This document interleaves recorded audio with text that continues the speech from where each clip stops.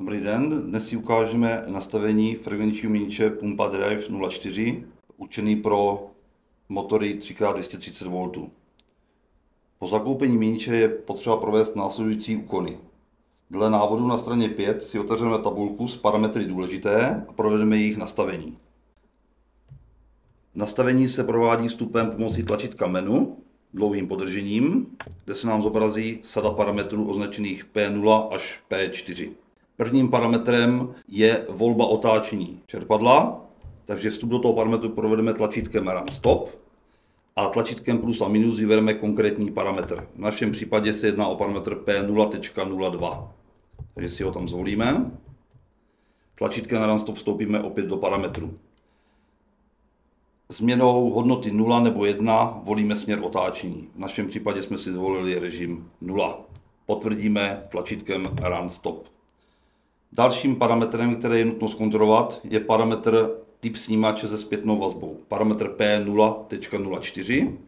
Vstoupíme do parametru zase tlačítkem Run Stop a zvolíme jeden z typů snímačů. Nejčastější snímače se zpětnou vazbou používáme 4 až 20 mA, 24 V, tudíž režim 0. Potvrdíme.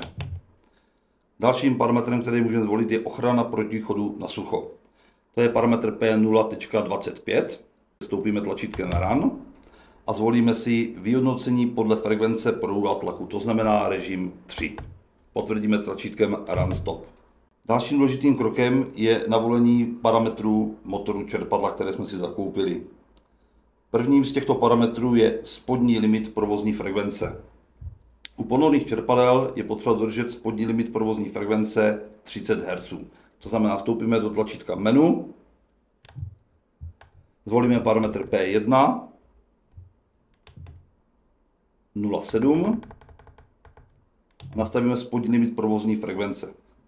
Jak jsme si už řekli, ta hodnota musí být 30 Hz, takže zvolíme 30 Hz, potvrdíme tlačítkem Run Stop. Dalším parametrem, který musíme zvolit pro provoz toho měniče, je výkon motoru našeho čerpadla. Ten vyčteme na štítku čerpadla. V našem případě volíme motor s výkonem 1,5 kW, což znamená je podle naší tabulky číslo 1. Potvrdíme tlačítkem Run Stop. Posledním z parametrů je jmenovité napětí motoru a jmenovitý proud. Jmenovité napětí motoru se nachází v parametru P1.15, kde navolíme napětí motoru dle štítku výrobce. Potvrdíme tlačítkem Run Stop. Poslední parametr je parametr proudu, který opět zkontrolujeme se štítkovým údajem a jeho nastavení provedeme klikáním na tlačítko plus a minus. Potvrzení Run Stop. V tuto chvíli máme měnič nastaven na provoz a tlačítkem menu z něj vystoupíme. Po sepnutí tlačítka Run Stop dochází k sepnutí čerpadla.